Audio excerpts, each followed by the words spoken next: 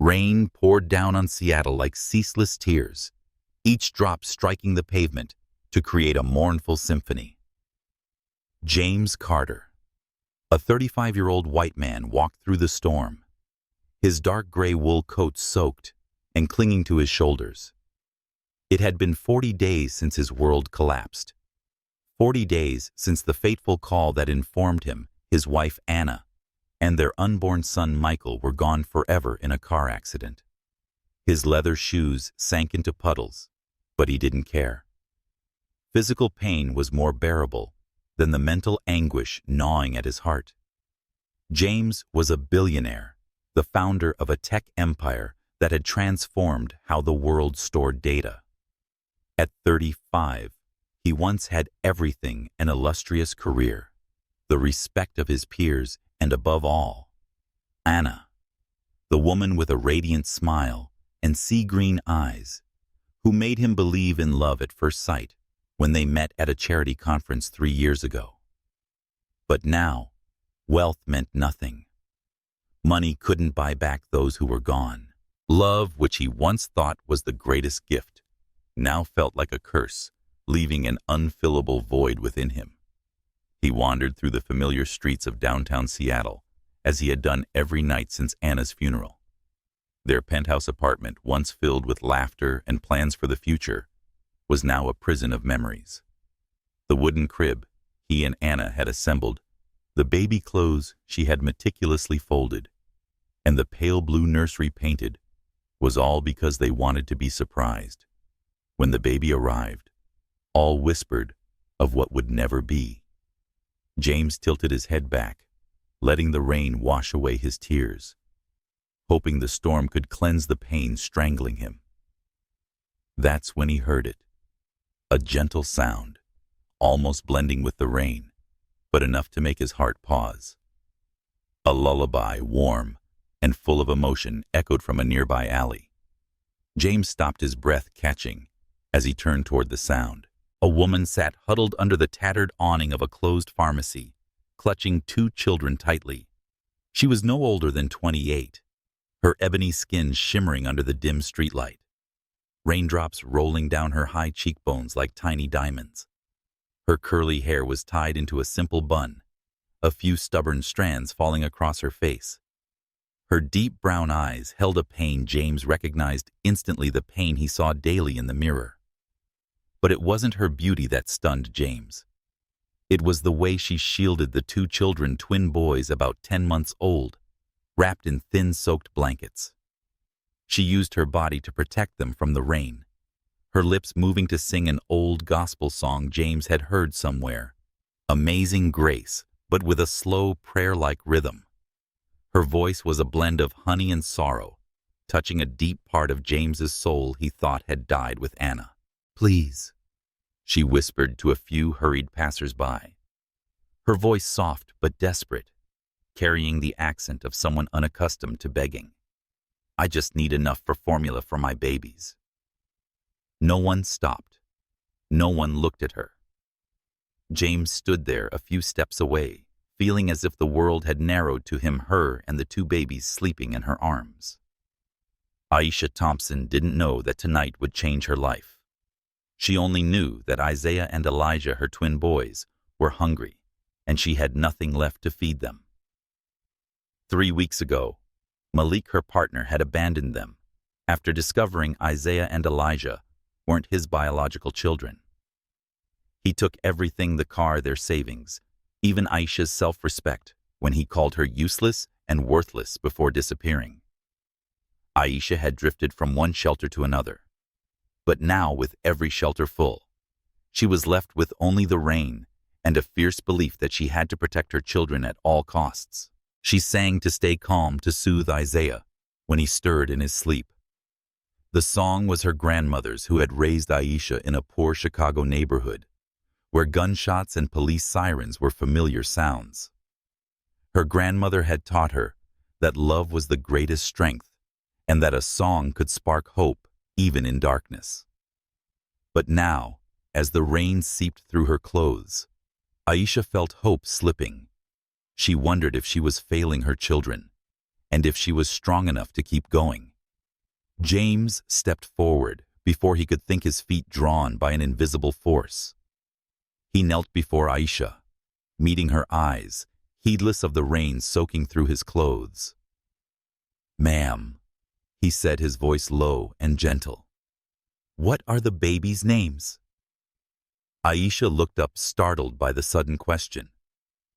It had been a long time since anyone asked her anything other than to move along. She studied the stranger, a white man with wet black hair plastered to his forehead, and gray eyes filled with pain and sincerity. "Isaiah and Elijah," she whispered, adjusting the blankets around her children. "They're 10 months old." "They're beautiful," James said, and he meant it. The twin boys had their mother's deep brown skin, perfect features, and long, curled lashes. One was slightly smaller, but both looked healthy, despite their harsh circumstances. "Where's their father?" Pain flashed across Aisha's face, and she looked away. "Gone. He left us 3 weeks ago when he discovered they weren't his. Took everything." Her voice broke, but she bit her lip, holding back tears. She didn't want to cry in front of a stranger, didn't want to show weakness. James's heart shattered. He saw in Aisha a fierce love, a mother willing to sit in the rain so her children wouldn't go hungry. He saw what he had lost, the dream of a family of children calling him father. At that moment, a crazy idea formed, not from logic, but from a heart screaming for meaning. "What's your name?" he asked, his voice softer than ever. "Aisha. Aisha Thompson." Aisha, James repeated, as if the name were a gift. "I'm James Carter." He paused, realizing she might recognize his name. He was a well-known figure in Seattle. But Aisha's expression didn't change. She just looked at him, her brown eyes wary, but flickering with hope. James took a deep breath, his heart pounding. He thought of Anna, who always believed in signs from fate, that the universe placed people where they needed to be. Maybe this was his sign. Maybe Anna had led him here to this woman and these 2 babies who needed him as much as he needed them. "Aisha," he said, his voice now steadier, though trembling with emotion. "I know this will sound insane. I know you don't know me. But 40 days ago, I lost my wife and unborn son. I've walked these streets every night, dying a little more each time. But seeing you, seeing how you love these children, protect them even when you have nothing, I see what I've lost and what I still long for." The rain kept falling, forming a curtain that separated them from the world. Aisha clutched her children tighter, her heart racing. What was this man saying? She wanted to run, but something in his eyes made her stay. "I have a house that's too big and too empty." James continued, his words spilling out as if unstoppable. "I have love with nowhere to go.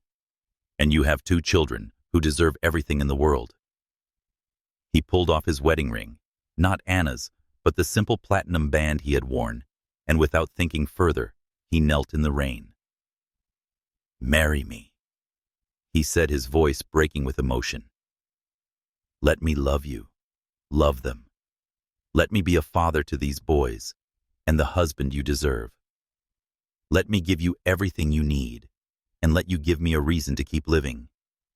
Aisha froze, her lips parting, rain mingling with tears on her cheeks. Isaiah stirred in her arms, making a slight sound that melted James's heart. "You don't know me," she whispered, but her voice wasn't a rejection. It was astonishment. "I know enough." James said, his voice firm. "I know you're willing to sit in the rain so your children don't go hungry. I know you sing to them to keep them safe.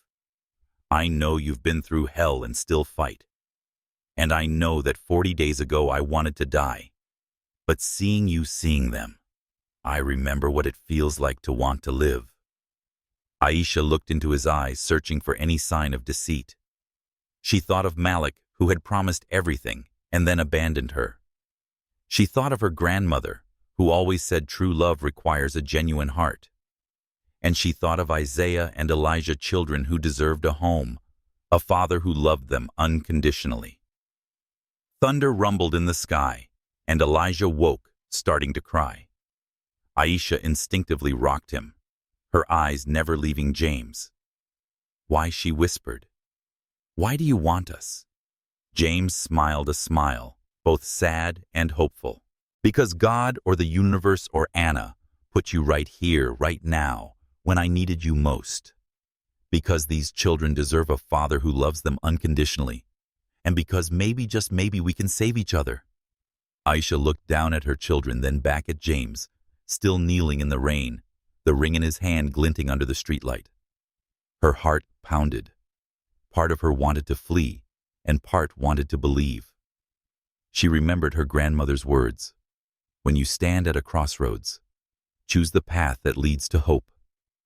"Okay," she whispered, her voice so soft the rain nearly drowned it. Then stronger, her eyes resolute. "Yes, James Carter, I'll marry you."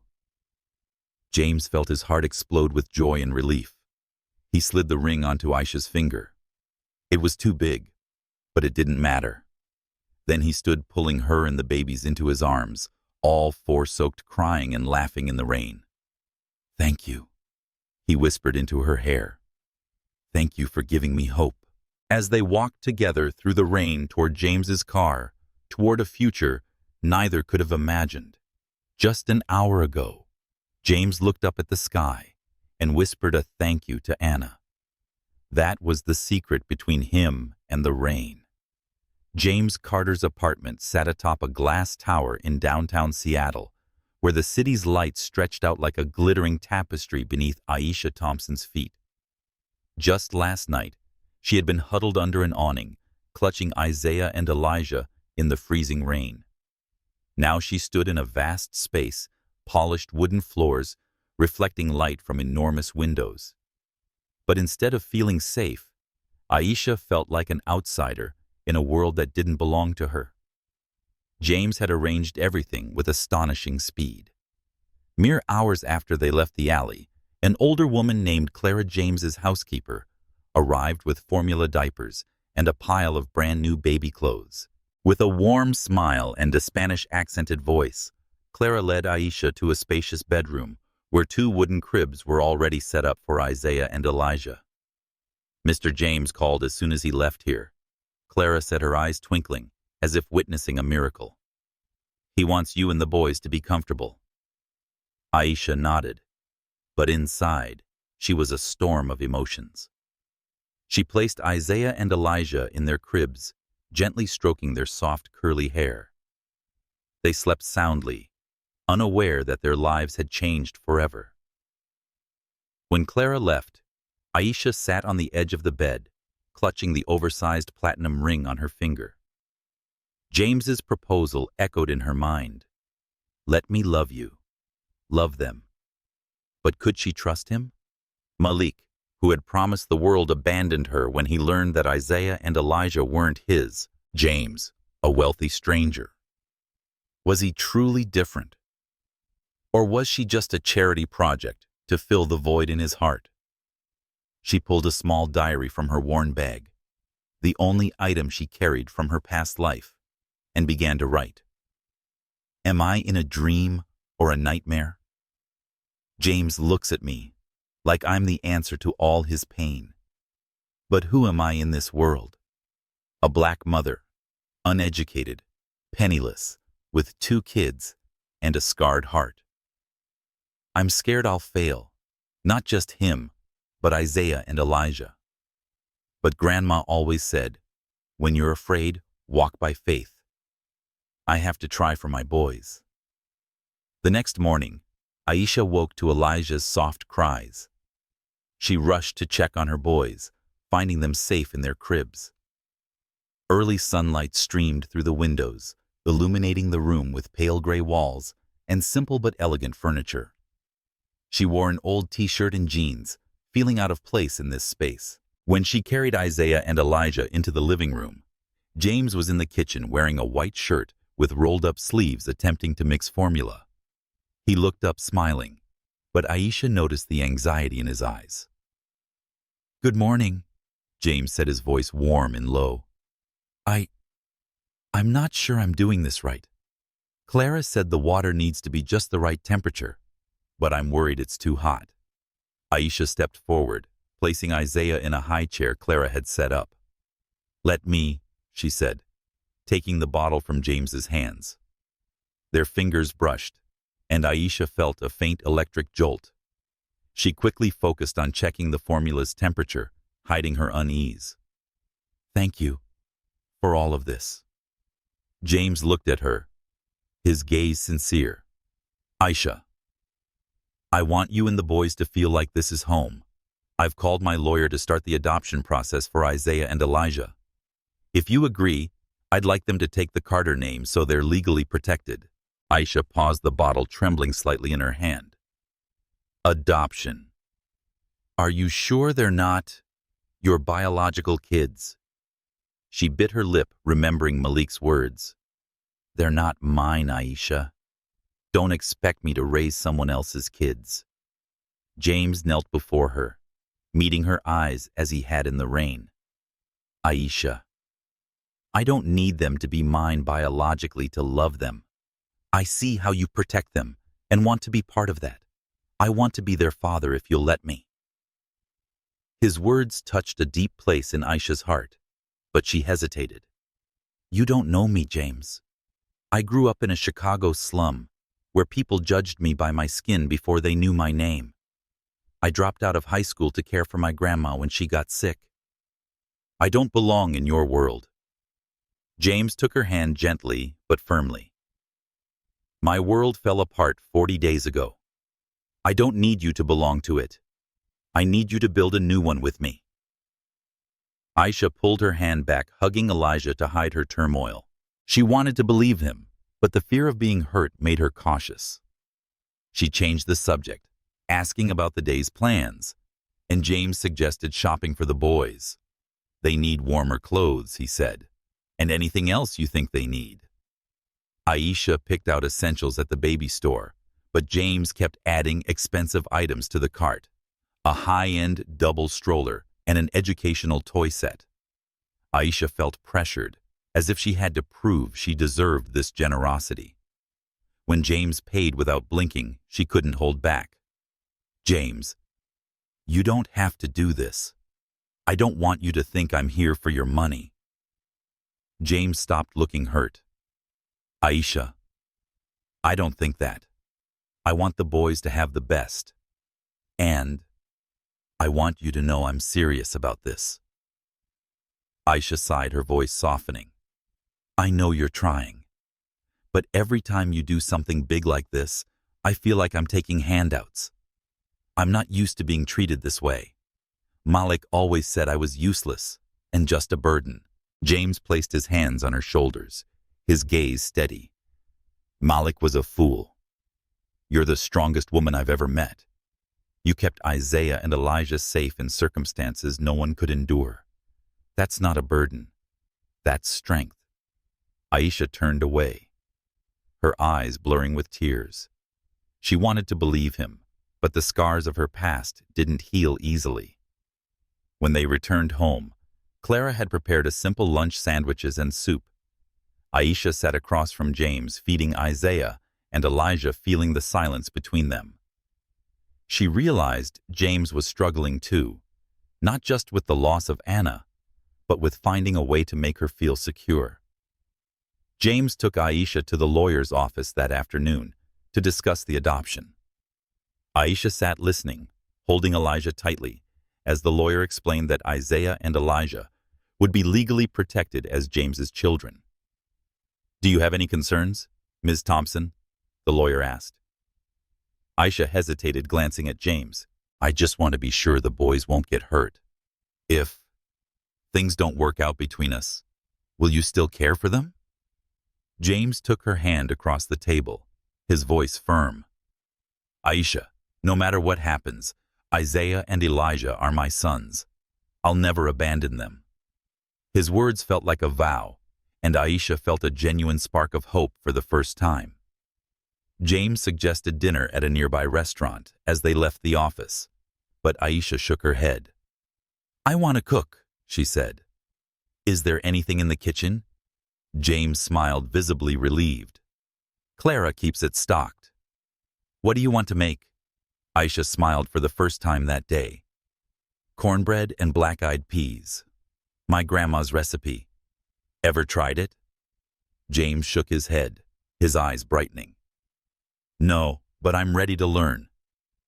In the kitchen, Aisha took charge, instructing James to chop onions while she mixed cornbread batter. Isaiah and Elijah sat in their high chairs giggling when James dropped an onion. Aisha sang an old gospel song, "Swing Low, Sweet Chariot," her voice filling the warm space. James paused, watching her, and Aisha realized he was trying to memorize this moment. When they sat down to eat, Aisha shared stories about her grandmother, who taught her to cook and to trust in God, even when life was hard. She said a good meal can heal a heart, she said, pushing a plate of cornbread toward James. "What do you think?" James took a bite, chewing slowly. "Better than any restaurant I've been to. And I think your grandma was right." Aisha laughed, but her heart still wrestled. That night, she wrote in her diary, "James is better than I thought. He's trying to understand me, but I'm still scared. I'm scared he'll see I'm not good enough one day, scared that I'll love him and get hurt again. But today, when he smiled at Isaiah, I saw a father. Maybe that's enough to start." As Aisha went to bed, she heard James singing a lullaby to Elijah in the next room, his voice clumsy but full of love. She closed her eyes, feeling a sliver of peace creep into her heart. Maybe she was finding a home. The morning at the Seattle courthouse unfolded in a quiet atmosphere, with only the soft sound of footsteps and the whispers of strangers. Aisha Thompson stood before a mirror in the waiting room, wearing a simple white dress chosen by Clara James Carter's housekeeper. The dress hugged her figure, accentuating her deep brown skin and soft curves. But Aisha didn't feel like a bride. She felt like an actor stepping into a role she hadn't rehearsed.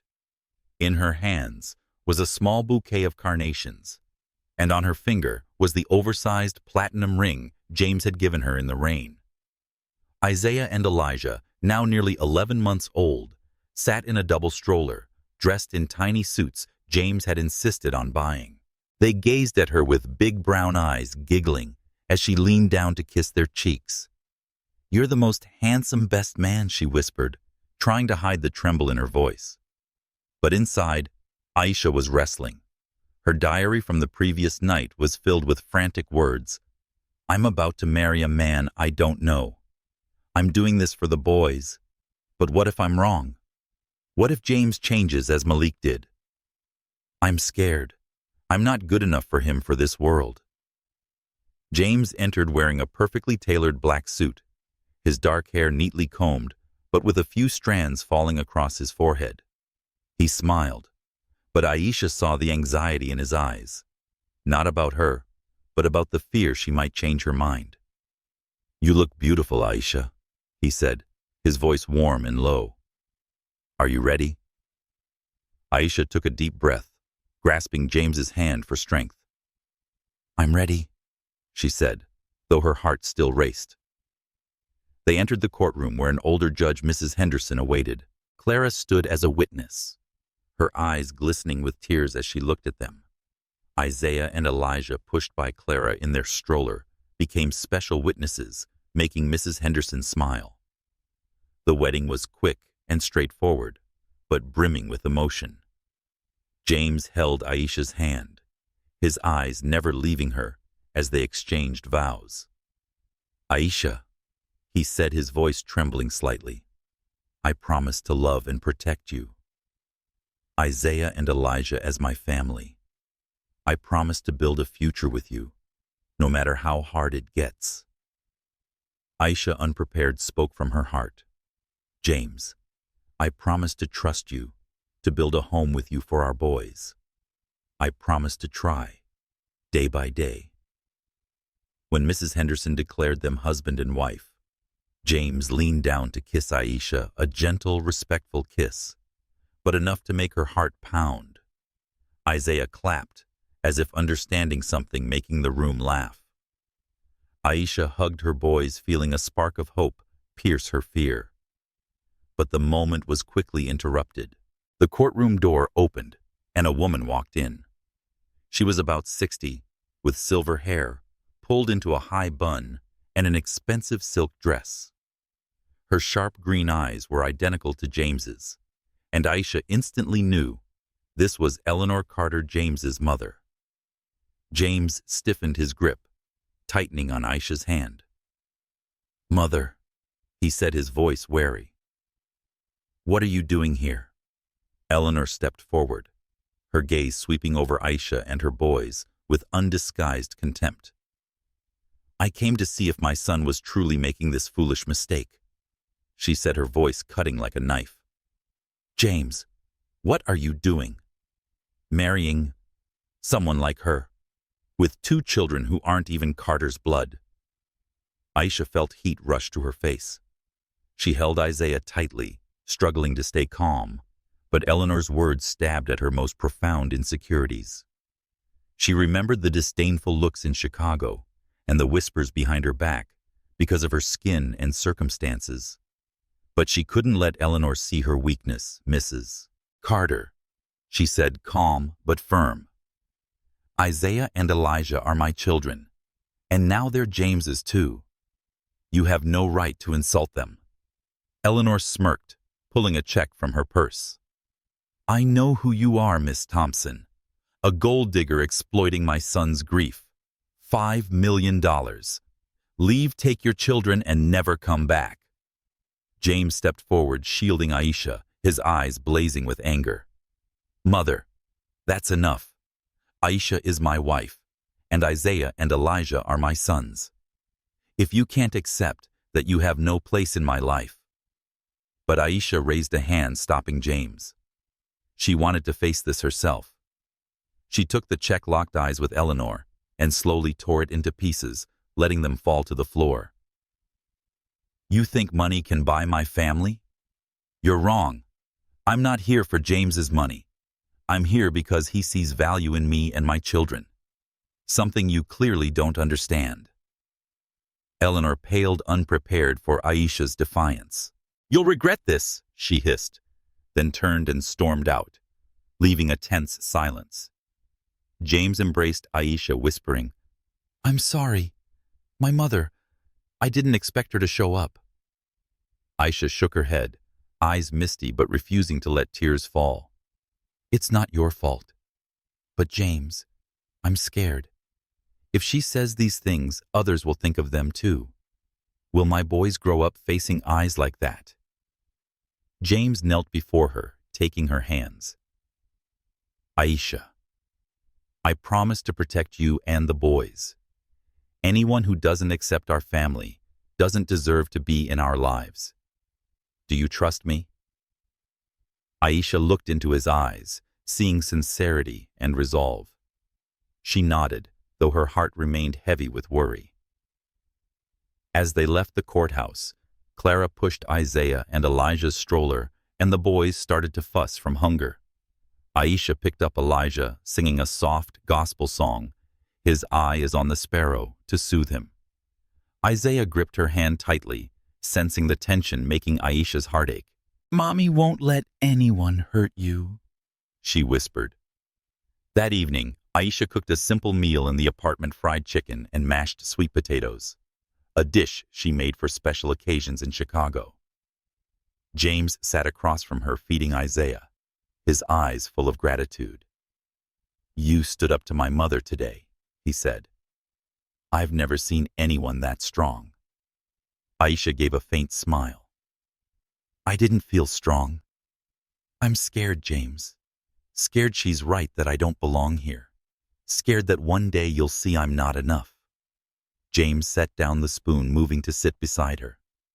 "Aisha, you're the only woman who's made me feel I can live again after losing Anna. You're not just enough. You're everything I need. But I know I have to prove that to you. Give me time." okay?" Aisha looked at him, seeing the sincerity in his gray eyes. She nodded, feeling a bit of her burden lift. After dinner, she wrote in her diary, "Today was our wedding day, but also the day I realized I have to fight not just for the boys, but for myself. Eleanor hurt me, but James stood by me. Maybe that's enough to keep trusting. But I won't let anyone hurt Isaiah and Elijah. Ever." As Aisha went to bed, she heard James reading a story to Elijah in the next room, his voice clumsy but filled with love. She closed her eyes thinking of her grandmother, who always said, "True love is someone choosing to stand by you through every storm." Maybe her storm was starting to calm. The scent of cornbread and black-eyed peas filled James Carter's kitchen, carrying Aisha Thompson's childhood memories from a poor Chicago neighborhood. 2 weeks had passed since the courthouse wedding, and Aisha was trying to find her place in this new life.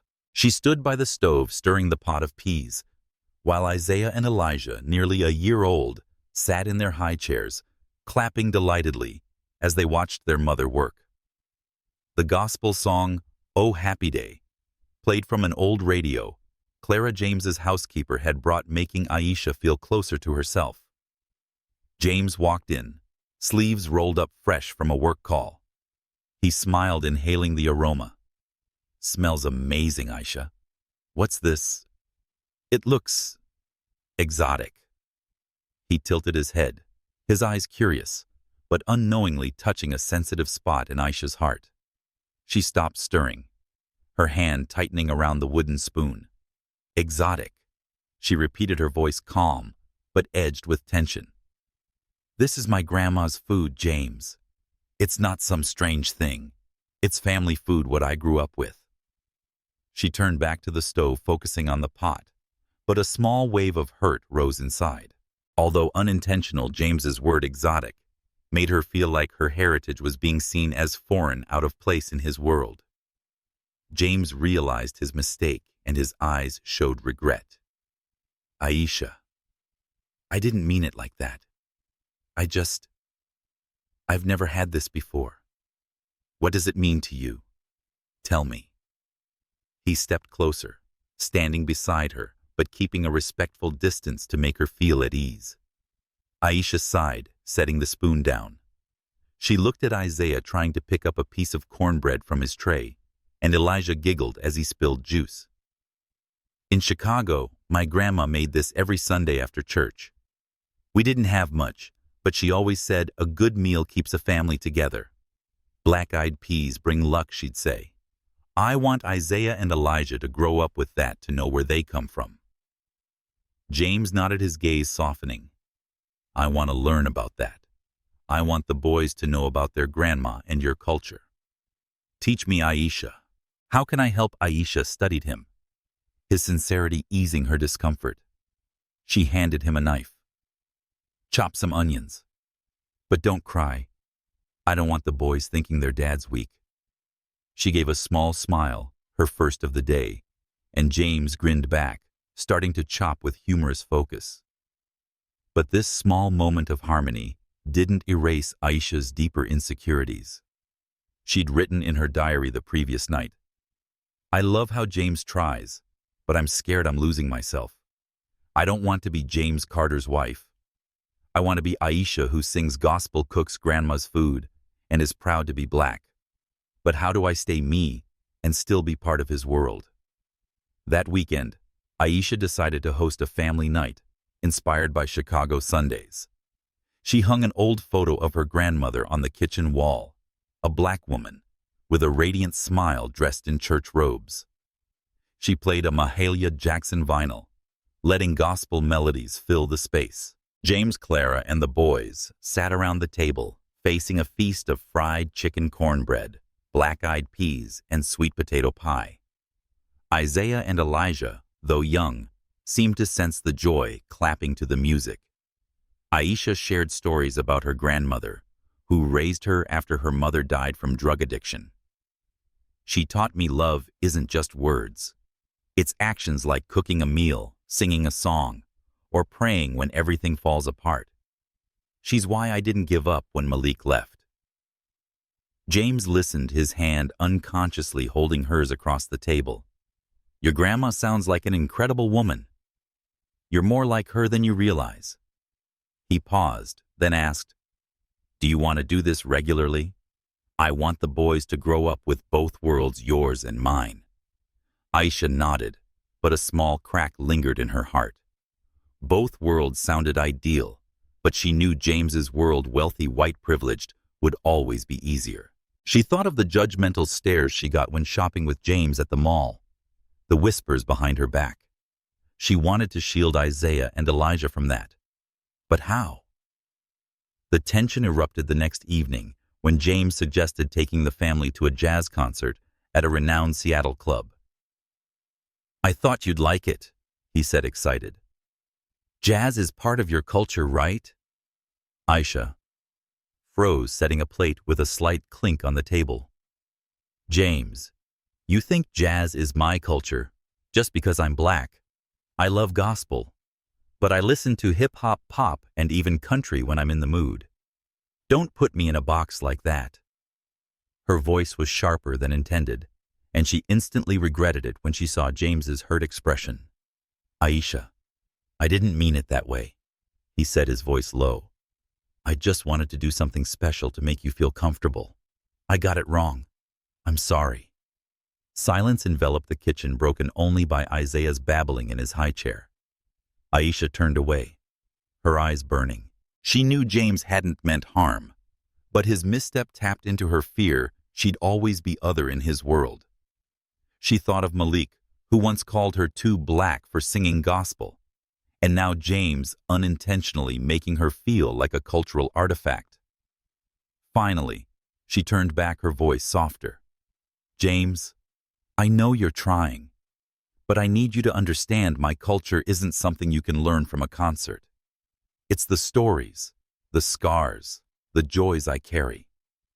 If I blend too much into your world, I'll lose those things.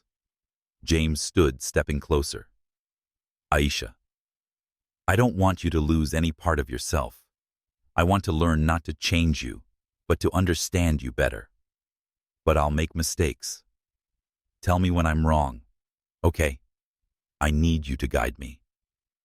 Aisha looked into his eyes, seeing sincerity and a trace of fear that he might push her away. She nodded, feeling some of her burdens lift. All right. But next time you want jazz, ask me what songs I like first.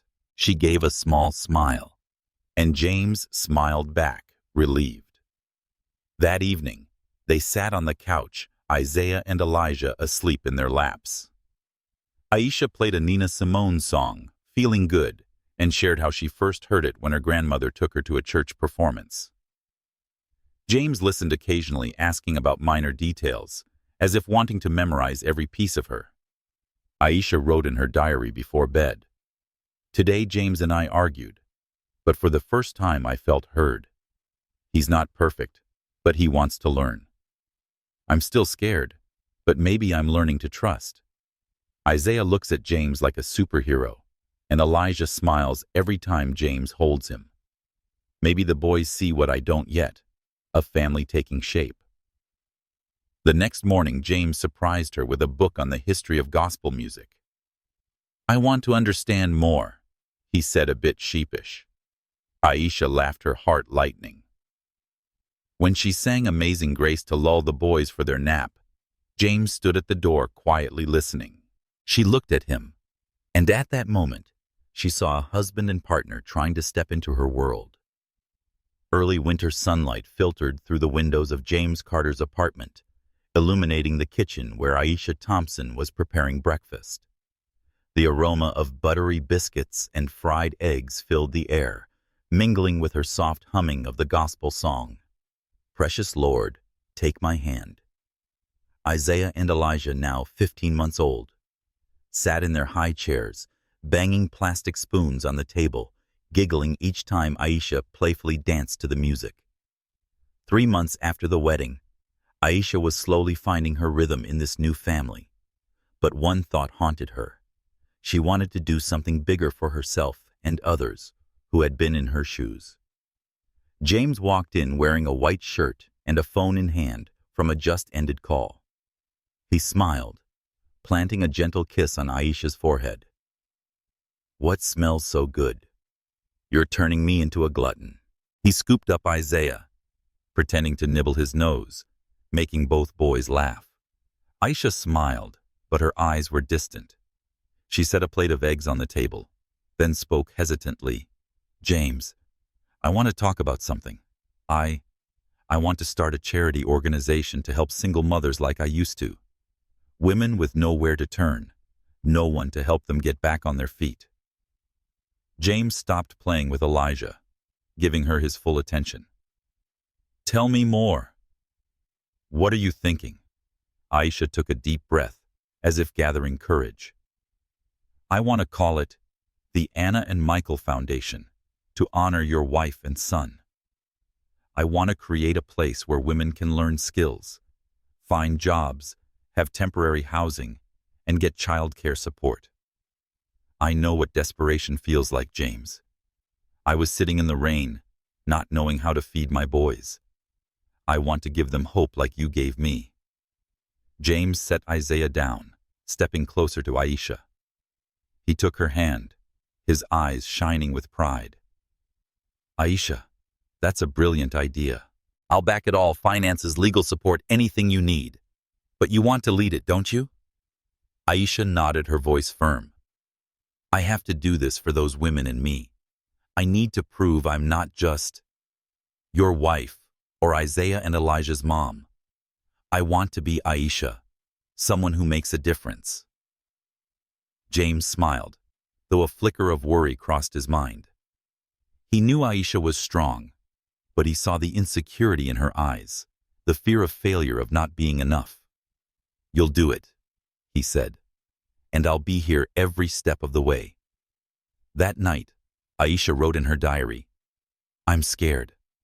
I have no degree and no clue about management. But when I think of Isaiah and Elijah of those nights, I prayed in the rain.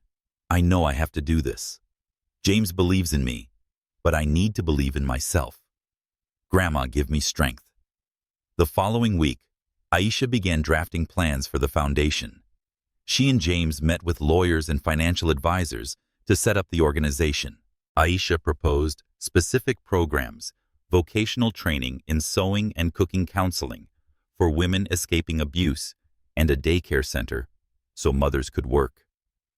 She drew inspiration from memories of her grandmother, who sewed dresses for the neighborhood to make ends meet, and her days working at a fast food joint to support Isaiah and Elijah.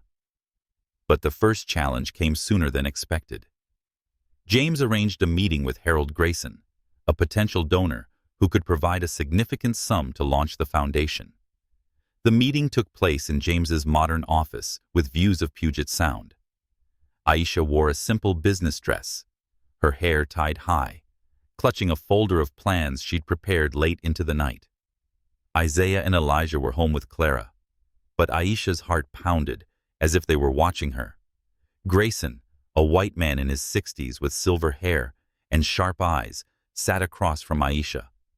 He skimmed her documents, then looked up, his voice cold. "Ms. Thompson, or rather Mrs. Carter, this idea sounds inspiring, but what experience do you have to run an organization like this? You don't have a degree, do you? And frankly, are you sure you have the credibility to convince other donors?" Aisha felt heat rise to her face. Grayson's words didn't just question her ability. They carried a hint of prejudice. She knew he was judging a black woman once destitute standing before him with an ambitious plan. She glanced at James, seeing him about to speak, but she raised a hand to stop him. She needed to face this herself. "Mr. Grayson," she said, her voice calm but resolute, "I don't have a college degree, that's true, but I have experience no classroom can teach. I was a single mother sitting in the rain begging for money to buy formula.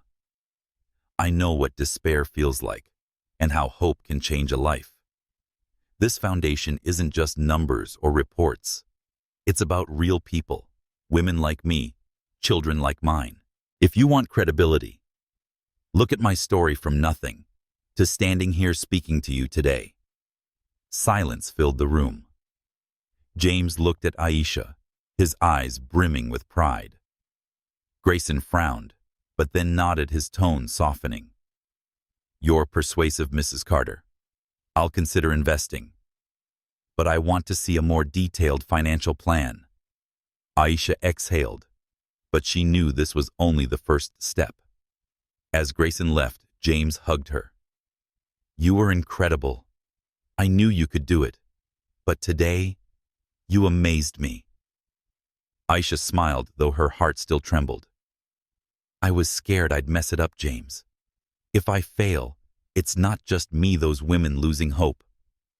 James gripped her shoulders, looking into her eyes. Aisha, you can't fail. You're doing this from your heart.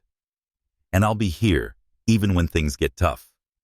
That evening, Aisha hosted a small celebration at home. She cooked fried catfish and collard greens, a dish her grandmother made for good news. Clara, James, and the boys sat around the table, Isaiah and Elijah's laughter ringing out as James tried teaching them to say biscuit with a funny voice. Aisha shared details of the meeting, and Clara clapped, her eyes shining. You make me proud, Aisha. You're like a warrior. After dinner, Aisha sat with Isaiah and Elijah on the rug playing with stacking blocks. Now, taking a few steps, Isaiah fell into her lap, laughing loudly.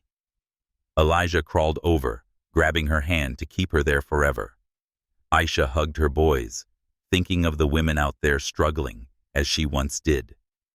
She wrote in her diary, Today I stood up for myself and people I haven't met. Grayson made me angry, but also reminded me I'm stronger than I think. James looks at me like I'm a miracle. I don't believe I am yet, but for my boys, I'll try. The next day, Aisha received an email from Grayson confirming he'd donate $500,000 to the foundation. She shouted joyfully, making James rush from his office, thinking something was wrong. He lifted her off the ground when she told him, spinning her around, laughing like children. Isaiah and Elijah clapped as if sensing their mother's happiness. Aisha looked at James, feeling her heart open a little more. Thank you, she said, for believing in me. James kissed her forehead. Thank you for giving me a reason to believe. The Anna and Michael Foundation was officially born, carrying hope for Aisha and hundreds of other women. But Aisha knew the road ahead wouldn't be easy. She closed her eyes, thinking of her grandmother, who always said, When you do what's right, God will light the way. And Aisha felt her path growing brighter for the first time in years. The aroma of freshly brewed coffee and warm cornbread filled the small office of the Anna and Michael Foundation, where Aisha Thompson was reviewing a list of new mothers enrolled in the vocational training program. 6 months since the foundation's launch, it had helped over 30 women secure stable jobs, and Aisha felt a newfound pride. She wore a deep blue blouse, her curly hair tied high, her brown eyes brightening as she read a success story about a trainee, a single mother who had opened her bakery. Isaiah and Elijah, now 18 months old, played with wooden blocks in the corner, watched by Clara, who sang a Spanish folk song while knitting. James Carter walked in carrying a box of donuts for the team. He gave Aisha a light kiss on the cheek, making her smile. Busy? He asked, sitting beside her. I just spoke with a new donor. They want to meet you next week. Aisha nodded, her eyes still on the screen. That's great. But James, I think we need another cooking class. Many women want to learn baking to sell, as Maria did. She pointed to the report, her voice brimming with passion. James watched her, his eyes full of admiration. He knew Aisha had found her purpose. But he also noticed she was overworking, often staying late to refine plans. Before James could respond, Aisha's phone rang. She frowned at the sight of Janet, the office assistant, on the caller ID. Aisha, Janet's voice was urgent. There's a man in the lobby. He says his name is Malik Johnson and demands to see you. He doesn't seem friendly. Aisha felt her blood run cold. Malik. The ex-partner abandoned her and Isaiah and Elijah nearly a year ago after learning they weren't his biological children. She glanced at her boys, stacking blocks with innocent focus, and her heart tightened. Janet, tell him to wait. I'll be right down. She turned to James, her voice trembling slightly. Malik's here. I don't know what he wants, but I must handle this myself. James stood, his eyes flashing with anger. Aisha, let me come with you. If he tries anything... No. Aisha interrupted, placing a hand on his arm. I need to do this. I don't want him to think I'm weak or need you to protect me. But call our lawyer, okay? Just in case. James nodded, though he was uneasy. He picked up Elijah, holding the boy as if to calm himself. I'll stay here with the boys. But Aisha, if he crosses a line, call me immediately. Aisha took a deep breath, brushing Isaiah's hair before heading out. She quickly typed in her phone's diary.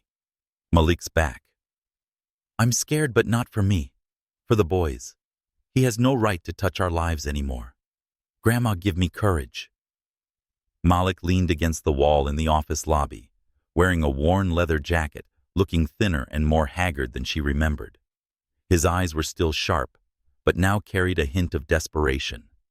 He smirked when he saw Aisha. Look at you, Aisha. From begging on the streets to running a charity, you've come up fast. Aisha crossed her arms, her voice icy. What do you want, Malik? You have no business being here. He pulled a crumpled stack of papers from his pocket, waving them. I have rights. These prove I'm the father of Isaiah and Elijah. I signed away custody, but I've changed my mind. I want the kids, or... He tilted his head, his smile venomous. Or you pay me $2 million. I know your husband's rich. He'll pay to keep his reputation clean, right? Aisha felt fury surge, but she stayed composed. She remembered the nights she held her boys in shelters praying for a better future. Malik didn't deserve a second of their lives. You're delusional, Malik. You signed away your rights and took $10,000 from my lawyer. You have no claim to Isaiah and Elijah. They're James's sons now. Malik stepped closer, his voice lowering and threatening. You think I won't make this public? I'll tell the press you conned James Carter and used the kids to climb the ladder. You want the boys growing up in a scandal? Aisha stood tall, her eyes blazing. You want to play dirty? Fine. But listen, Malik, I used to be scared of you, believed your lies, that I was useless, unworthy. But now I know who I am.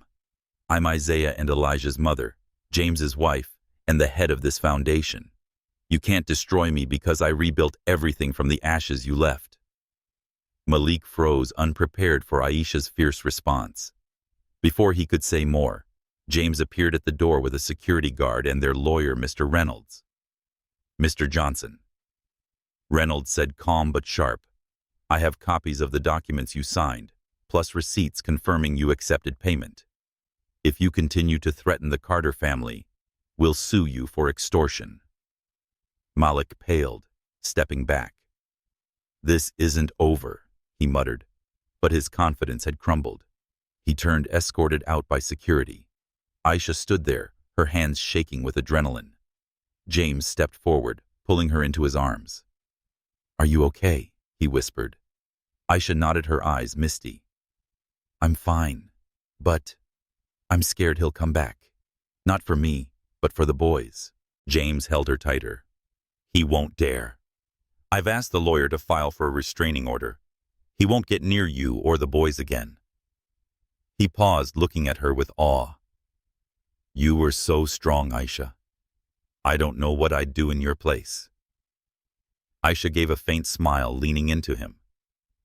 I just did what I had to, for Isaiah and Elijah. That evening, Aisha prepared a quiet dinner in the apartment of lentil soup and cornbread, a dish her grandmother made when she was sad. James, Clara, and the boys sat around the table. Isaiah and Elijah's laughter, easing the day's tension.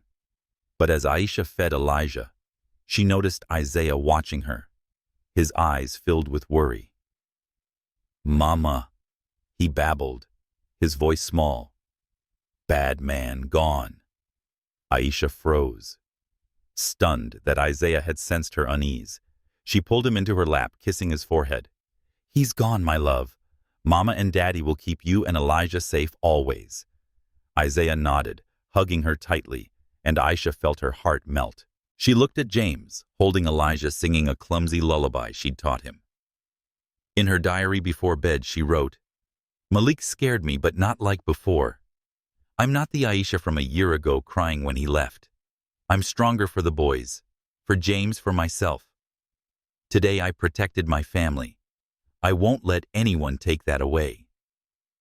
The next day, Aisha returned to the foundation meeting, a new mother named Tanya, who had lived in her car with her young daughter. Aisha shared her story from the rainy night to building the foundation, and Tanya gripped her hand, tears streaming. "Thank you," Tanya said. "You give me hope." Aisha smiled, her purpose clearer than ever. She looked out the window and saw James playing with Isaiah and Elijah in the office's backyard, all three laughing as James pretended to fall. She knew that whether Malik or any challenge returned, she and James would face it together, their family an unbreakable fortress. The scent of ginger cookies baking filled James and Aisha Carter's kitchen, blending with Aisha's soft humming of the gospel hymn, "How Great Thou Art." A year had passed since their fateful meeting in the rain, and the apartment now brimmed with family warmth. Isaiah and Elijah, now over 2 years old, sat on the floor scribbling with crayons, giggling, as Clara the housekeeper feigned amazement at their artwork. 6 months pregnant. Aisha moved slowly, placing a tray of cookies on the table. She wore a loose green dress, her curly hair tied loosely, and her warm brown eyes tinged with fatigue. James entered fresh from a video meeting, his eyes lighting up at the sight of Aisha. "What's that amazing smell?" he asked, wrapping his arms around her from behind, careful of her belly. "Is little Olivia making you crave ginger cookies?" Aisha laughed, leaning into him. "This girl loves sweets just like her dad." She placed a hand on her belly, feeling a gentle kick. Carrying Olivia was an unexpected joy, but also a challenge. Aisha had endured severe morning sickness, and the Anna and Michael Foundation, now aiding over 100 women, demanded much of her time. She wrote in her diary the previous night, "I'm happy, but scared. Scared I can't balance it all, being a mom, a wife, a leader. Grandma, give me the strength not to let anyone down." James lifted Elijah, kissing his cheek. "How was the foundation today?" "Any good news?" he asked, sitting at the table where Isaiah was attempting to draw a car. Aisha nodded, her voice full of passion. "We just started a new sewing class. A woman named Lena, who used to live in a shelter, now works at a local tailor shop. She says the foundation saved her life." She paused, her gaze distant. "But I'm worried, James. I want to do more, but I don't know if I have the strength with Olivia coming." James took her hand, his voice gentle. "Aisha, you're doing incredible things, but you don't have to do it alone. I'm here, Clara's and the foundation's team. Rest a little for you and Olivia." Aisha smiled, but a small wave of unease stirred within her. She knew James was concerned for her, but she didn't want to be seen as weak. She'd fought to prove her strength from that rainy night, the confrontation with Malik, and the skeptical looks at the foundation. To her, resting felt like admitting defeat. That night, Aisha woke to a wet sensation between her legs. She sat up, heart pounding, hoping it was a minor accident. But as she stood, a sharp pain gripped her abdomen, making her collapse. "James," she called, her voice trembling. "James, wake up." James shot up, his eyes wild with panic, as he saw Aisha clutching her belly, her face pale. "What's wrong, Aisha? Are you okay?" He helped her sit, hands shaking as he dialed emergency services. "Stay calm. I'm here. Everything's going to be fine." Aisha gripped his hand, tears streaming down her face. "It's too early, James. Olivia's only 34 weeks. If she doesn't." She couldn't finish. The fear of losing her baby was like a knife in her heart. She thought of Isaiah and Elijah, the nights she held them in the rain, and prayed Olivia would be as strong as her brothers. The ambulance arrived with blaring sirens rushing Aisha and James to the hospital. Clara stayed with Isaiah and Elijah, promising to care for them. In the ambulance, Aisha clung to James's hand, breathing rapidly. "Promise me," she whispered.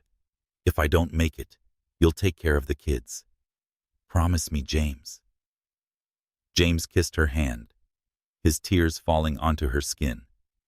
"Don't talk like that, Aisha. You'll be fine. Olivia will be fine. I'm not losing you." His voice broke, but he stayed steady for her. At the hospital, Dr. Martinez, a middle-aged woman, with a stern but kind gaze, examined Aisha immediately.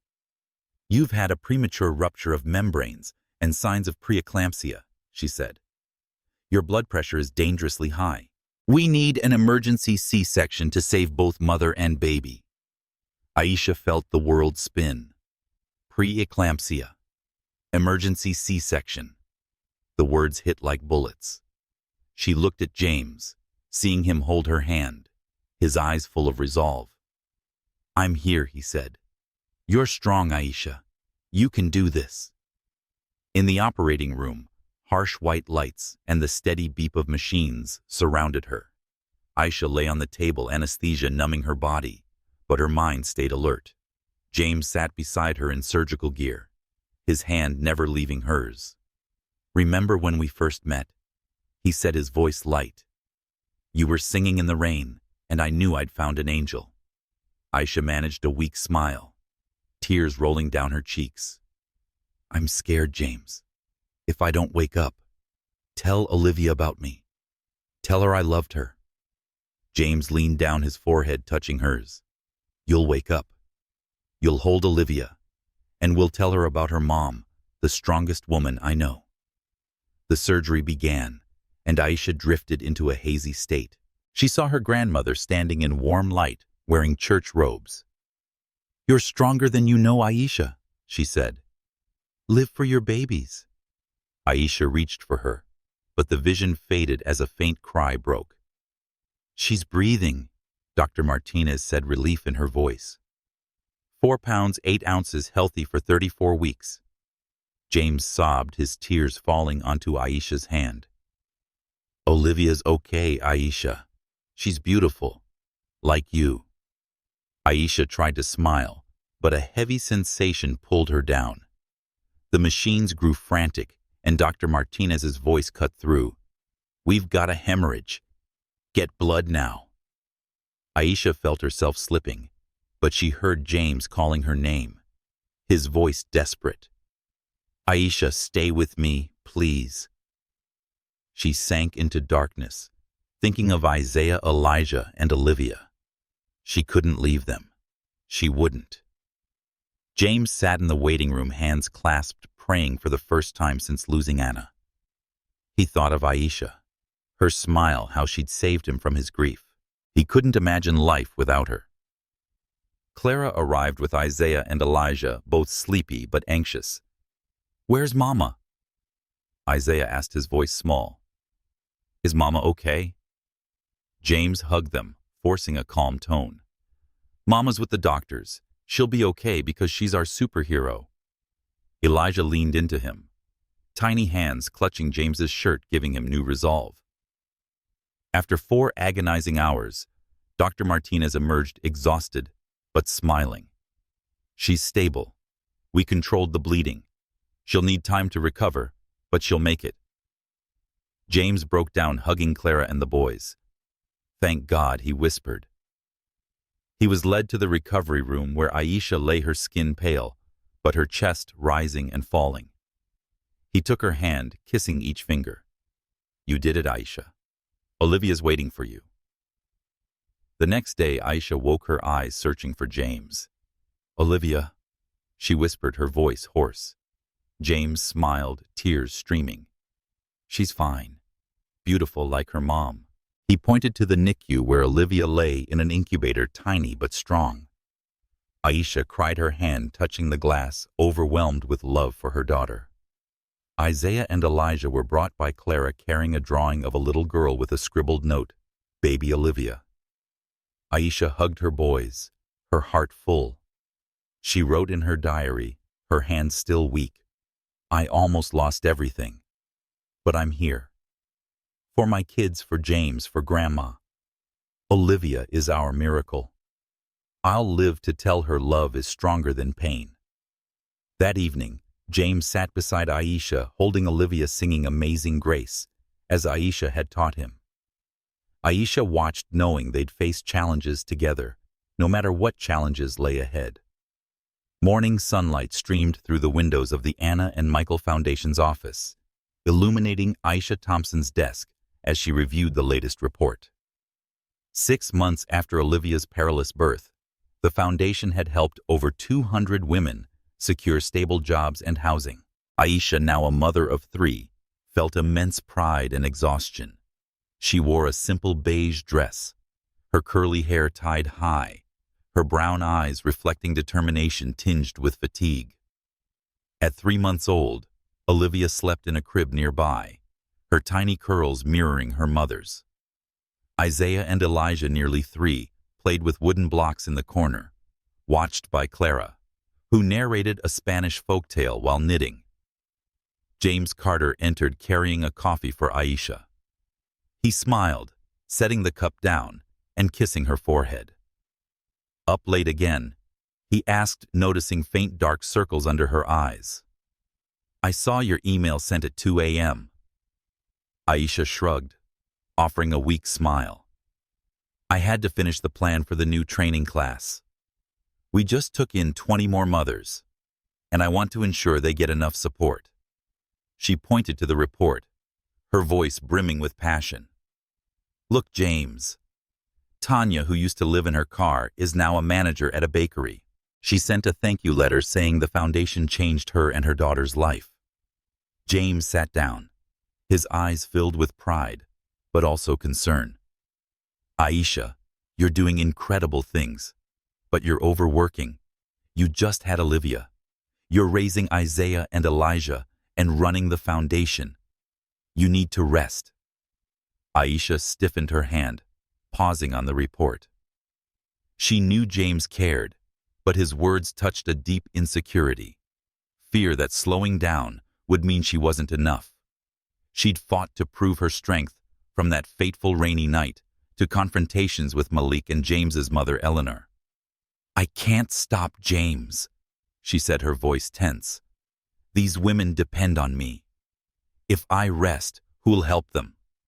James took her hand, his voice gentle but firm. "Aisha, I'm not asking you to stop. I want you to share the load. I can work at the foundation more, and we can hire extra staff. You don't have to do it all alone." Aisha pulled her hand back, turning away. "James, you don't get it. I have to do this not just for them, but for me. I was once a nobody, and now I have a chance to change lives. I don't want anyone thinking I'm weak, not even you." Silence fell, broken only by Isaiah and Elijah's giggles as they stacked blocks into a tower. James stood, his eyes hurt, but his voice was steady. "Aisha, I don't think you're weak. I think you're the strongest person I know, but I'm worried about your health, about our family. I want us to do this together." Aisha looked at him, regret washing over her for snapping. She knew James was right, but the pressure to be perfect as a mother, wife, and leader made it hard to admit she needed help. She wrote in her diary that night, "I fought with James today. He wants to help, but I'm scared if I lean on him, I'll lose part of myself. I want to be strong, Aisha, but maybe strength means knowing when to ask for help. Grandma, what do I do?" The next day, Aisha decided to be honest with James. She invited him for dinner at home, cooking stewed chicken and cornbread, a dish her grandmother made to mend fences. Isaiah and Elijah sat in high chairs laughing as James pretended to drop a spoon while Olivia slept in her crib. After the meal, Aisha took James's hand, her voice soft. "James, I'm sorry about yesterday. I didn't mean to push you away. I'm just scared that I won't be enough if I don't do everything."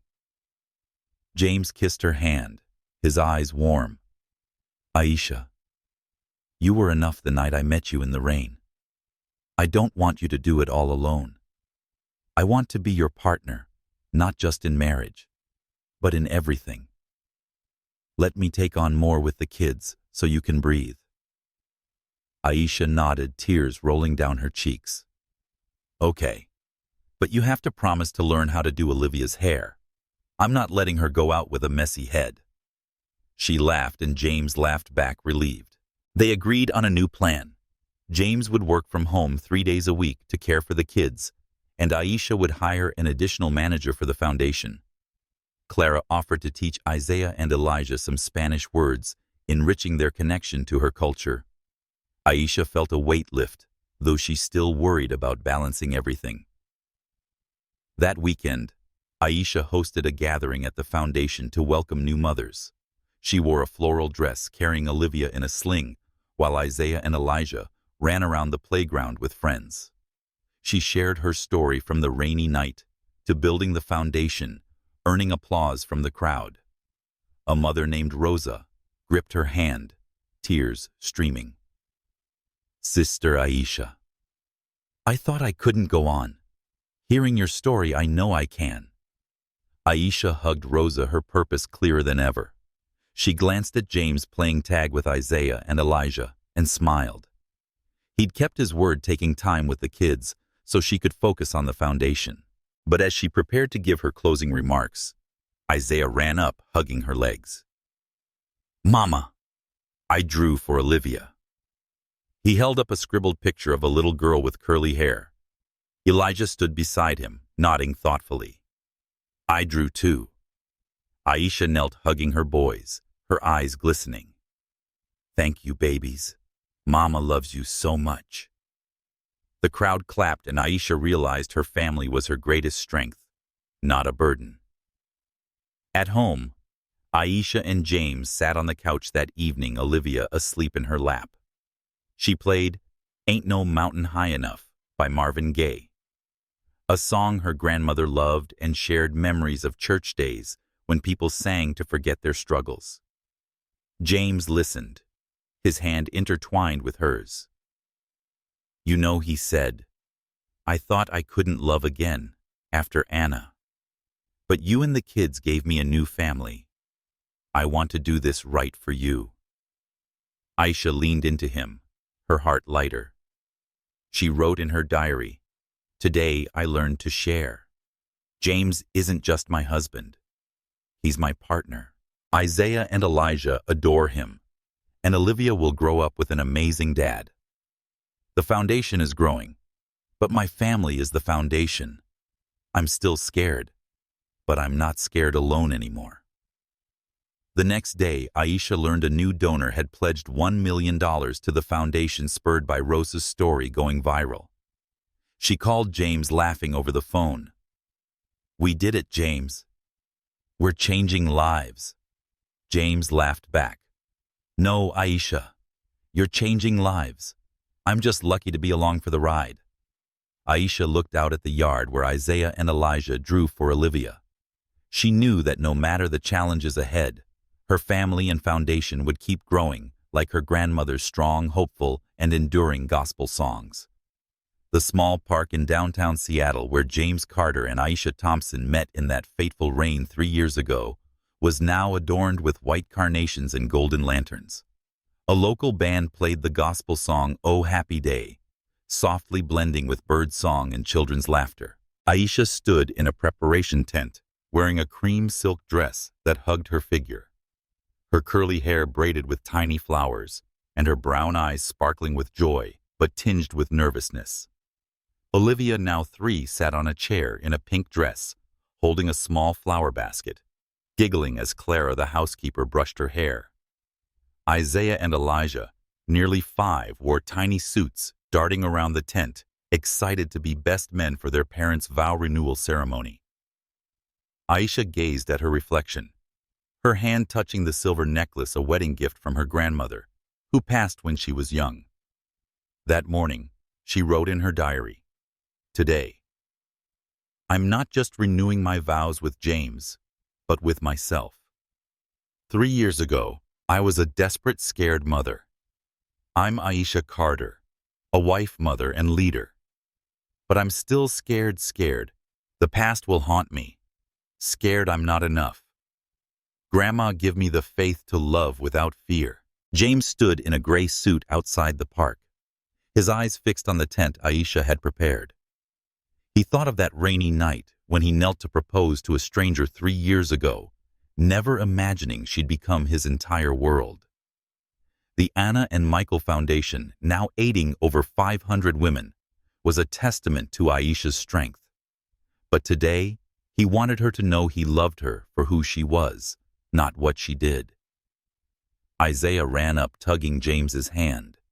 "Daddy, Mama's so pretty," he said, eyes shining.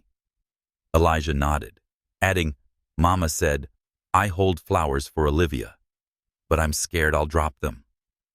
James laughed, kneeling to hug his sons. "You're doing great. Mama will be proud." He looked at the boys, his heart full. Isaiah and Elijah called him Daddy naturally, and Olivia, with Aisha's smile, was his daily joy. But the peaceful moment was interrupted when a woman approached. Eleanor Carter. James's mother appeared wearing a pale green silk dress, her eyes softer than 3 years ago when she insulted Aisha and the children. James stiffened, stepping in front of Isaiah and Elijah. "Mother," he said, his voice cold, "what are you doing here?" I clarified, "That you're not welcome unless you respect my family." Eleanor lowered her head, clutching her purse. "James, I'm sorry. I was wrong for what I said about Aisha and the grandchildren. I want to meet them, to be part of your family. I've thought a lot, and I want to make amends." Her voice trembled, and James saw tears in her eyes, something he'd never seen before. James hesitated, recalling the pain Aisha endured from Eleanor. "Mother, I can't decide for Aisha. She's the one who bore your insults. If you want to be here, you must talk to her." Hearing the commotion, Aisha stepped out of the tent, Olivia in her arms. She saw Eleanor, her heart racing. She remembered the $5 million check, the scornful words about Isaiah and Elijah. But she also recalled her grandmother's words. "Forgiveness isn't weakness, it's strength." She set Olivia down, took James's hand, and spoke calmly. "Mrs. Carter, what do you want?" Eleanor stepped forward, her voice shaky. "Aisha, I was wrong. My prejudice blinded me. I see what you've done. Your foundation, how you love your children, how you make James happy. I'm sorry, and I want to be a grandmother to Isaiah, Elijah, and Olivia, if you'll allow it." Aisha searched Eleanor's eyes for sincerity. She saw a once proud woman now pleading, and thought of her children. They deserved a bigger family, but only if it was safe. "Mrs. Carter," she said, her voice firm, "I can forgive, but I won't forget. You must respect them and me if you want to be their grandmother. One more misstep, and you'll never see them again." Eleanor nodded, tears falling. "I promise." "Thank you, Aisha." She extended her hand, and after a moment's hesitation, Aisha shook it, feeling a burden lift. The vow renewal ceremony began, officiated by a local pastor, Mr. Harris. The small crowd, Clara Foundation staff, and a few mothers, helped by the foundation, sat on wooden chairs, smiling, as Isaiah and Elijah pushed Olivia's stroller, scattering flowers clumsily. Aisha walked forward hand in hand with James, as his eye is on the sparrow played, reminding her of nights she sang to soothe her children. James held Aisha's hands, his voice trembling as he spoke his vows. Aisha, 3 years ago, I found you in the rain, and you saved me. Today, I choose you, not because I need you, but because I love you. For your smile, your strength, and for being the mother of our children. I promise to love and honor you forever. Tears streaming, Aisha spoke from her heart. James, you saw me when I couldn't see myself. You gave me a family, a purpose. I choose you because you're my partner, and you love my children as your own. I promise to build our future together through any storm. They exchanged new rings, engraved with "Love Endures," when Mr. Harris declared their love reaffirmed. James kissed Aisha, a deeper kiss than their wedding 3 years ago. Isaiah and Elijah shouted "Yay," while Olivia clapped, making the crowd laugh heartily. The reception unfolded in the park with fried chicken collard greens and sweet potato pie prepared by foundation trainees. Aisha and James danced to "Ain't No Mountain High Enough," Olivia in James's arms beaming. Isaiah and Elijah pulled Eleanor onto the dance floor, teaching her to hip-hop, making her laugh for the first time that day. Aisha watched her family, her heart full of gratitude. That night she wrote in her diary, "Today I chose to love without fear. Eleanor isn't perfect, but I gave her a chance for the kids. James is who I trust, not just with my heart, but with our children. The foundation is thriving, but my family is my treasure. Grandma, I think you're smiling." The next day, Aisha received a letter from a mother who was helped by the foundation and is now a chef at a local restaurant. "Sister Aisha, you showed me I can dream big. Thank you." Aisha smiled, watching James play with Olivia in the yard, knowing today's renewal wasn't just about her and James, but the legacy they were building, a legacy of love, forgiveness, and hope. The sweet potato pie and barbecue aroma wafted through the backyard of James and Aisha Carter's new home, where they had moved after their vow renewal ceremony. The cozy suburban Seattle villa boasted a sprawling lawn for children to play, and a small garden where Aisha grew collard greens, reminiscent of her Chicago roots. 5 years had passed since that fateful rainy night, and their family was larger than ever, 4 months pregnant with their 5th child. Aisha stood by the buffet table in a flowing floral dress, her curly hair loose, and her brown eyes glowing with joy. Olivia Ford darted around the garden, chasing Isaiah and Elijah, now 7, while the 2 newly adopted children, Caleb, 7, and Zoe, 5, stood shyly beside Clara, the housekeeper, observing the scene. James emerged from the house with a tray of lemonade, his eyes lighting up at the sight of Aisha. "A party without telling me," he teased, setting the tray down and kissing her cheek. "That barbecue smell's got me starving." Aisha laughed, leaning into him. "Just a small welcome party for Caleb and Zoe. I want them to feel this is home." She glanced at Caleb, a black boy with wary eyes, and Zoe, a petite brown-skinned girl clutching her dress.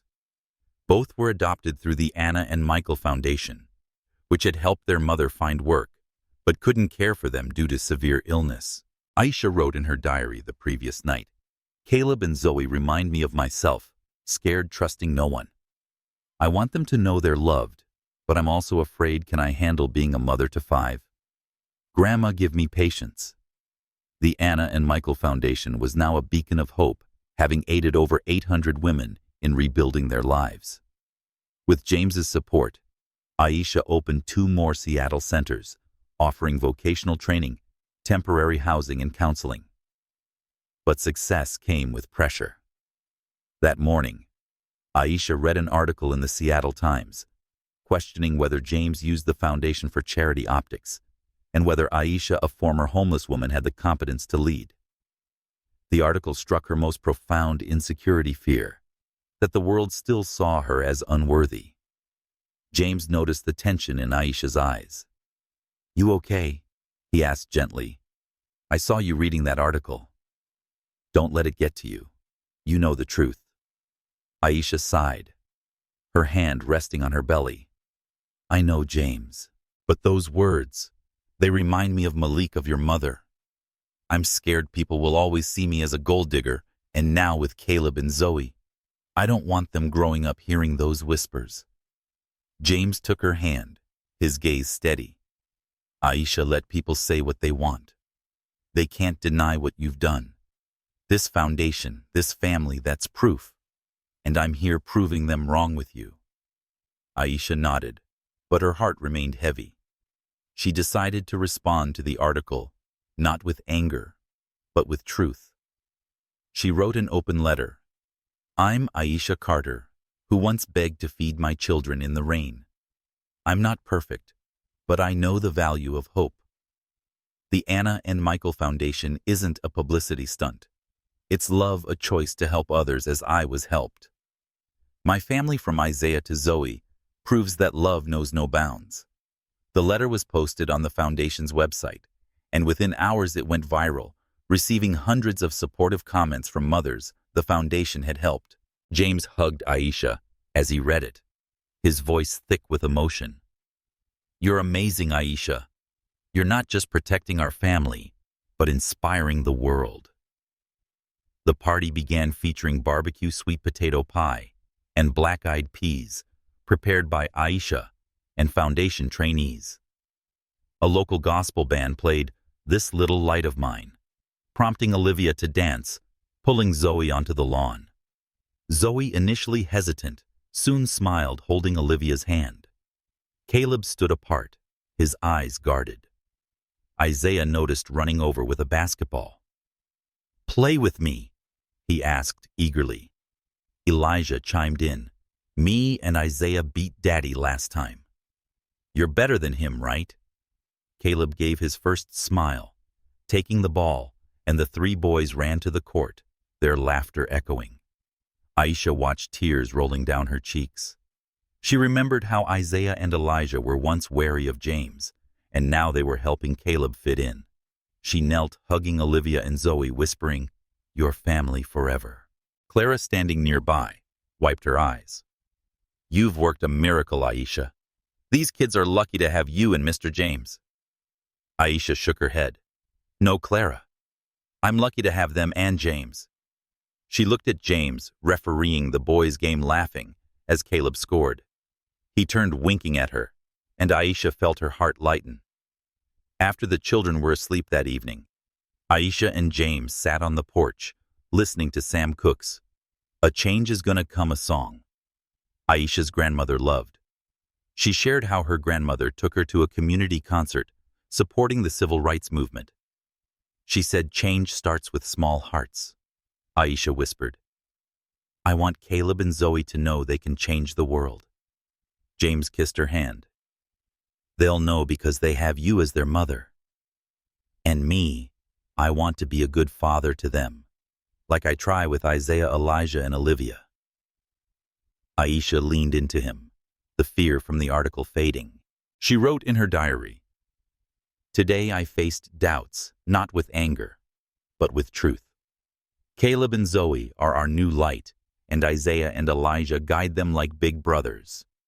James is my rock, even when I forget to thank him. Grandma, I think I'm doing it right." The next day, Aisha learned a major donor pledged $2 million to the foundation inspired by her letter. She called James, laughing over the phone.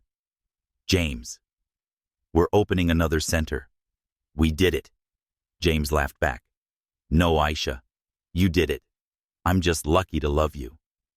Aisha looked out at the garden, where Caleb, Isaiah, and Elijah played basketball, and Olivia and Zoe drew on the grass. Despite future challenges, articles, prejudice, or parenting pressures, she knew her family and foundation would keep growing, like her grandmother's gospel songs, resonating through any storm. The scent of freshly brewed coffee and warm cornbread filled the Anna and Michael Foundation office, where Aisha Thompson met with her team. 6 years since that fateful rainy night, the foundation had become a flagship in Seattle, helping over 1,200 women rebuild their lives through vocational training, housing, and counseling.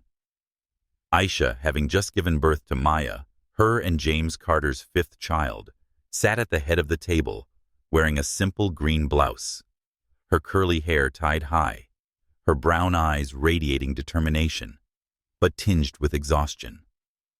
Maya, 3 months old, slept in a sling against Aisha's chest, while Olivia, 5, drew pictures in the corner.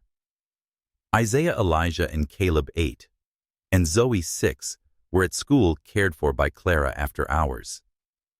James walked in carrying a box of pastries from Tanya's bakery, a former foundation trainee.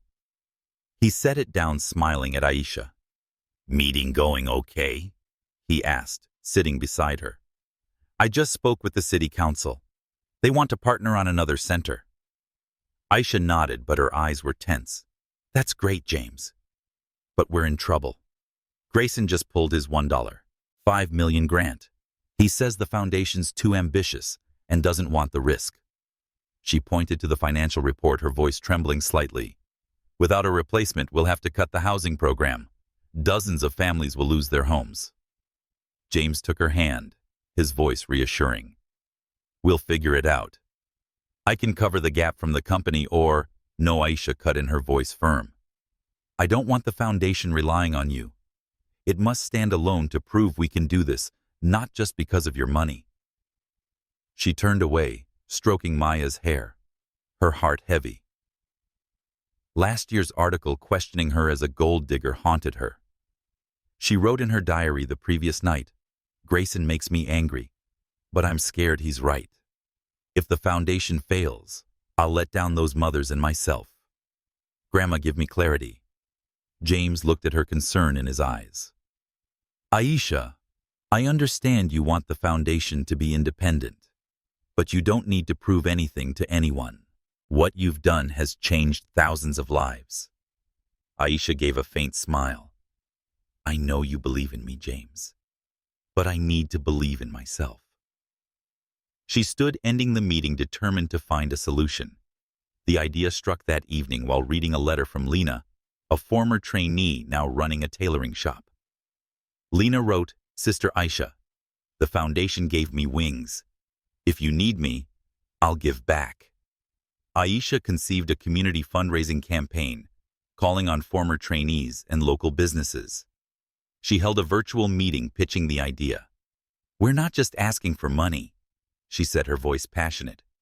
"We're sharing our stories. Lena's, Tanya's, Rosa's, and hundreds more. We'll show the world this foundation is a family, not just an organization." The Enduring Hope campaign launched with a video Aisha recorded herself, recounting the rainy night she begged for the formula for Isaiah and Elijah, and how the foundation transformed her life and others. Former trainees shared their stories.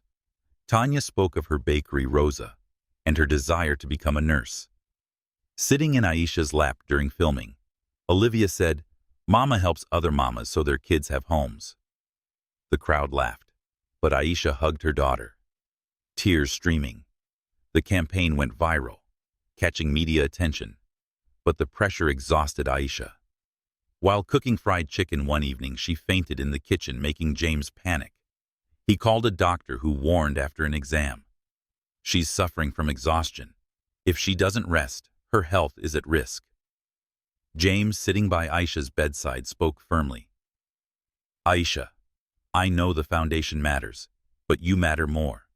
The kids need their mom, and I need you. Please let me help." "Aisha." Cradling Maya, tears falling, said James, "I'm scared if I stop, everything will collapse. I don't want to fail. Don't want those mothers thinking I abandoned them." James kissed her forehead. "You're not abandoning anyone. You inspire them. But you need to be healthy to keep going. I'll lead the campaign for a few weeks while you rest." "Okay?" Aisha nodded, feeling her burden lighten. She wrote in her diary, I hate feeling weak, but James reminded me asking for help is strength. Maya sleeps in my arms, and I know I have to live for my kids. Grandma, I'm learning to let go. The following week, the campaign peaked when Lena, now a businesswoman, donated $1 million, sharing her story on TV. Aisha gave me a chance when I had nothing. Now, I'm giving back. Small contributions from the community, $20 from a mother and $100 from Tanya's bakery, pushed the foundation past its goal, ensuring the housing program's survival. Aisha, regaining her strength, hosted a thank you celebration at the foundation. She cooked lentil soup and cornbread, her grandmother's dish for good times. Isaiah, Elijah, and Caleb helped decorate hanging homemade lanterns. Now more confident, Zoe read her poem, "Home is where Mama smiles, where brothers play, where I'm not scared." Olivia stood beside her, clapping, moving the crowd. James spoke, arm around Aisha. "This foundation is Aisha's dream, but it's real because of all of you. Thank you for believing in her as I do." Aisha looked at her family and community, her heart full of gratitude. She saw Isaiah and Elijah pulling Caleb to play ball, Zoe and Olivia dancing, and Maya asleep in Clara's arms. Eleanor, now a devoted grandmother, sat nearby, smiling as Zoe read.